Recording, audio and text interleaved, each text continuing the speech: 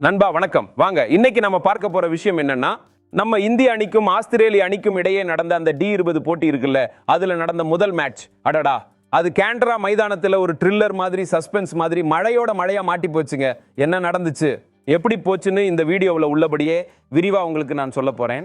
உண்மையிலேயே நீங்க நம்ம டீம் இந்தியாவோட வெறித்தனமான ரசிகரா இருந்தீங்கன்னா இந்த வீடியோவுக்கு இப்போவே ஒரு லைக் போட்டுட்டு வாங்க நண்பா கண்டினியூ பண்ணலாம். ஆமாங்க நண்பா, 5 போட்டிகள் கொண்ட அந்த D20 தொடர்ல முதல் மேட்ச் இன்னைக்கு நம்ம கேண்டராவில் நடந்துச்சு.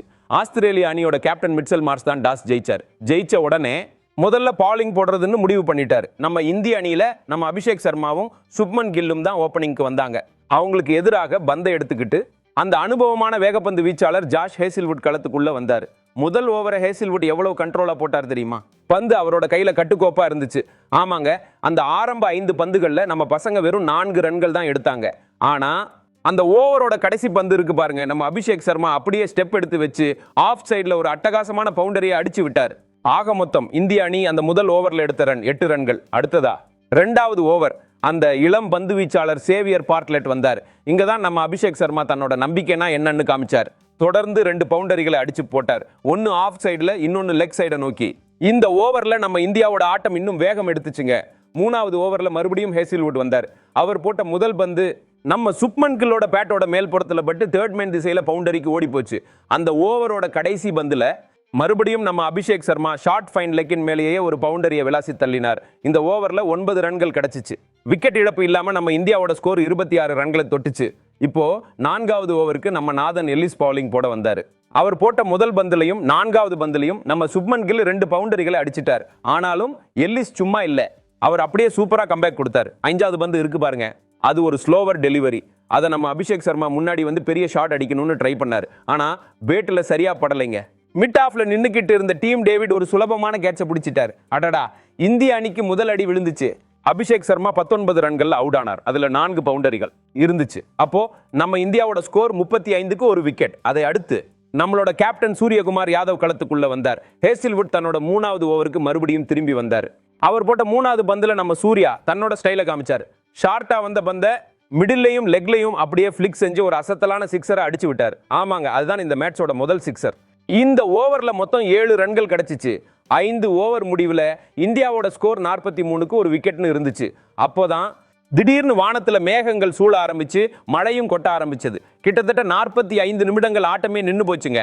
அதுக்கப்புறம் நடுவர்கள் மைதானத்தோட நிலைமையை பார்த்து இப்போ மேட்ச் 18 ஓவர்களா குறைக்கப்படும்னு அறிவிச்சாங்க. இதை கேட்ட ரசிகர்கள் செம குஷியாகிட்டாங்க. ஏன்னா எப்படியோ மேட்ச் நடக்குதுன்னு. மழை விட்டதுக்கு அப்புறம் அப்படியே ஒரு ஈரமான சூழ்நிலையில இந்தியாவோட இன்னிங்ஸ் மறுபடியும் ஆரம்பிச்சது. 6வது ஓவர் மார்கஸ் ஸ்டோனிஸ் பவுலிங் போட வந்தார். அவர் போட்ட அந்த வேகமான பந்து வீச்சுக்கு மத்தியில் நம்ம கில் 4வது பந்துல ஆஃப் சைடில் ஒரு அதிரடியான பவுண்டரியை அடிச்சு டீமோட 50 ரன்களை எட்ட வச்சார். இந்த ஓவர்ல மொத்தம் 10 ரன்கள் வந்துச்சு. 6 ஓவர் முடிவில் இந்தியாவோட ஸ்கோர் 53க்கு ஒரு விக்கெட். இப்போ ஸ்பின்னர் மேத்யூ கொன்மேனுக்கு பந்து போடுற வாய்ப்பு கிடைச்சிச்சு. ஆரம்பத்தில் சூர்யாவும் கில்லும் கொஞ்சம் பார்த்து ஆடினாங்க. அந்த ஓவரோட 4வது பந்துல நம்ம சூர்யா ஒரு அருமையான ஸ்வீப் ஷாட்டை அடிச்சார். அது அப்படியே ஸ்கொயர் லெக் பவுண்டரியை தாண்டி போய் 4 ரன்களை கொடுத்தது. இந்த ஓவர்லையும் 10 ரன்கள் கிடைச்சிச்சு. 8வது ஓவரை பார்ட்லெட் போட்டார். அவர் தன்னோட லைன்லையும் லென்த்லையும் ரொம்ப கட்டுப்பாடா பந்து போட்டு வெறும் 7 ரன்களை தான் கொடுத்தாரு. ஆனா இந்த ஓவர்ல ஒரு வாய்ப்பு கிடைச்சிச்சு. சூர்யா அடிச்ச ஷாட் காத்துல போச்சு. ஆனா ஜாஷ் பிலிப்பால கேட்ச் பிடிக்க முடியலைங்க. அவர் கையில பட்டு பந்து நழுவி போச்சு.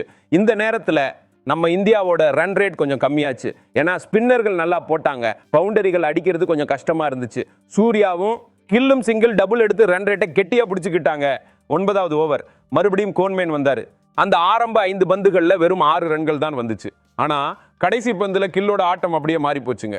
அவர் அப்படியே சாமர்த்தியமா கால் நகர்த்தி பந்த மிட் விக்கெட்டுக்கு மேலேயே தூக்கி அடிச்சார். ஒரு அசத்தலான சிக்ஸர். இந்த ஓவர்ல 12 ரன்கள் கிடைச்சிச்சு.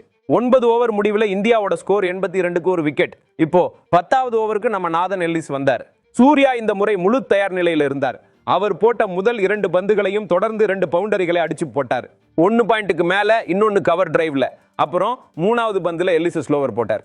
ஆனா நம்ம சூர்யா அதை பட்டுன்னு கண்டுபிடிச்சு சரியான டைமிங்ல மிட் விக்கெட் திசையில அடிச்சு தள்ளினார். இந்த நேரத்துல நம்ம இந்தியாவோட ஆட்டம் முழுக்க முழுக்க ஒரு லயத்தில் இருந்துச்சு. ரன்கள் வேகமா வந்துச்சு. கில்லுக்கும் சூர்யாவுக்கும் இடையில பயங்கரமான அண்டர்ஸ்டாண்டிங். இந்திய அணி ஒரு பெரிய ஸ்கோர் அடிக்கும்னு எல்லாரும் நினைச்சாங்க. ஆனா மறுபடியும் வானம் மாறி போச்சுங்க. கருமேகங்கள் திரும்ப வந்து மழை ரொம்ப வேகமா கொட்ட ஆரம்பிச்சது. மைதான ஊழியர்கள் உடனே கவர்களை எடுத்துட்டு ஓடி வந்தாங்க. வீரர்கள் பெவிலியனுக்கு போனாங்க. இந்த மழை முதல் போட்ட மழையை விட ரொம்ப வேகமா இருந்துச்சு. மேட்சை நிறுத்திட்டாங்க. அப்போ நம்ம இந்தியாவோட ஸ்கோர் ஒரு விக்கெட் இழப்புக்கு 97 ரன்கள்னு இருந்தது. சூரியகுமார் யாதவ் 39 ரன்கள்லையும் சுப்மன் கில் 37 ரன்கள்லையும் அவுட் ஆகாம இருந்தாங்க. நம்ம இந்தியாவோட ஆட்டம் அசத்தலா போய்கிட்டே இருந்துச்சு. ஆனா இந்த மழை ஒரு பரபரப்பான மேட்சை மறுபடியும் பாதியில நிறுத்தி போட்டுச்சு. மழை தொடர்ந்து பெய்துகிட்டே இருந்துச்சு. இப்போ மேட்ச் நடக்கிறது ரொம்ப கஷ்டம்னு தெரிஞ்சது. வானத்துல கருப்பான மேகங்கள், லேசான தூறல் நிக்கவே இல்லை.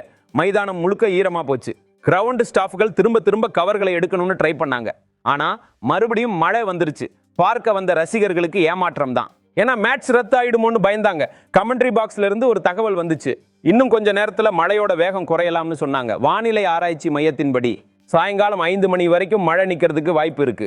ஆனா மழை நின்னாலும் மைதானத்தை ஆடுறதுக்கு ரெடி பண்ண கொஞ்சம் நேரம் ஆகுமே. பிட்சையும் அவுட்ஃபீல்டையும் உலர்த்துவதற்காக சூப்பர் ஷாப்பர் மெஷின்கள் தொடர்ந்து வேலை செஞ்சுக்கிட்டே இருந்துச்சு. எவ்வளவு சீக்கிரம் முடியுமோ அவ்வளவு சீக்கிரம் ஆட்டத்தை ஆரம்பிக்கணும்னு.